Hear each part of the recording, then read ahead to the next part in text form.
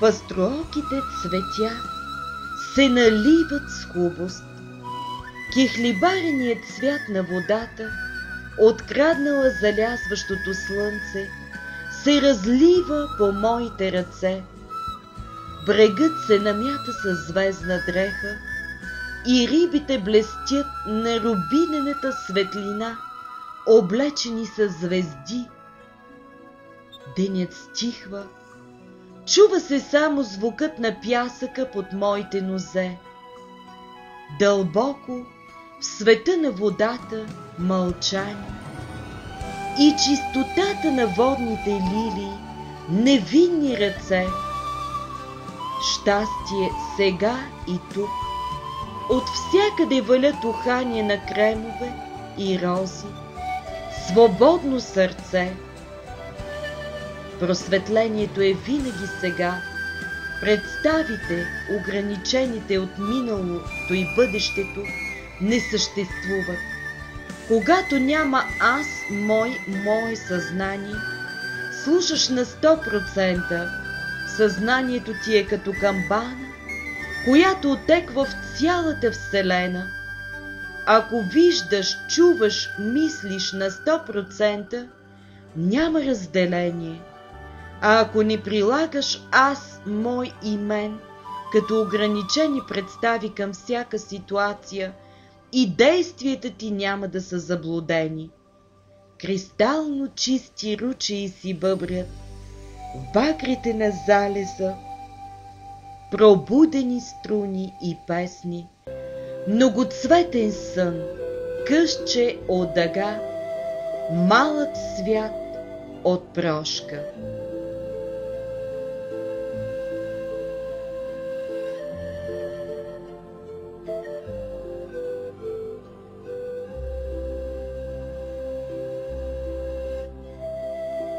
Елите през късният август са великолепни.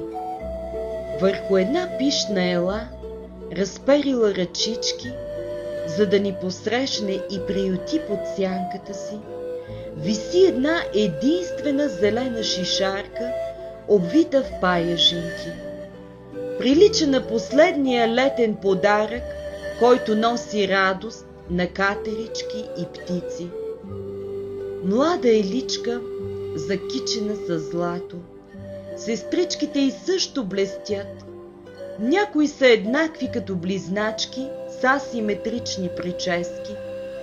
И в тази тишина, като камбанен звън, ми разказват приказни неща, а аз не откривам думи от възхита, за да им отвърна.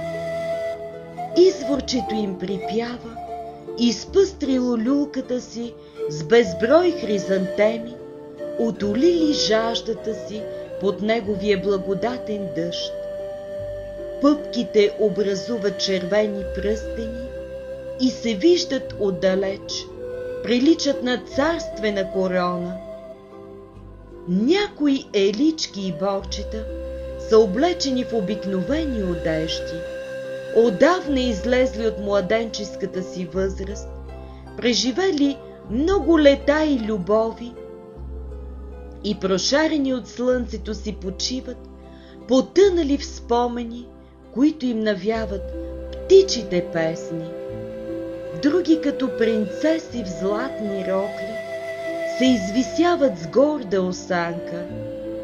Тяхната жизнеутвърждаваща сила извира от стремежът им към висините, към слънцето. Природата има безкрайно, неограничено разнообразие. Едни неща ни изглеждат семпли и обикновени, други надарени, талантливи, гениални. Но истината е, че природата на всички същества е еднаква и перфектна. Вечно зелена младост, събираща в едно новото раждане и прастарата древност, новопокълналите стръкчета и вековните скали. Няма разлика между обикновен и просветлен човек. И двамата са безкрайната природа, но гледната точка е различна. Когато осъзнаеш истинската си природа, клевети, похвали, признания, одобрения са като шума на вятърът. Не можем да засягаме и да сме засегнати от другите. Няма да реагираме на неприятните неща, нито на похвалите, нито да изграждаме вътрешни мнения и оценки покрай дадена ситуация, нито пристрастия, нито твърдения, нито представи. Перфектна гледна точка, ниво на виждане през постоянната свобода, непривързани към представата за щастие и нещастие. Слагаме край на оковите и виждаме всичко като свободно, още тук и сега.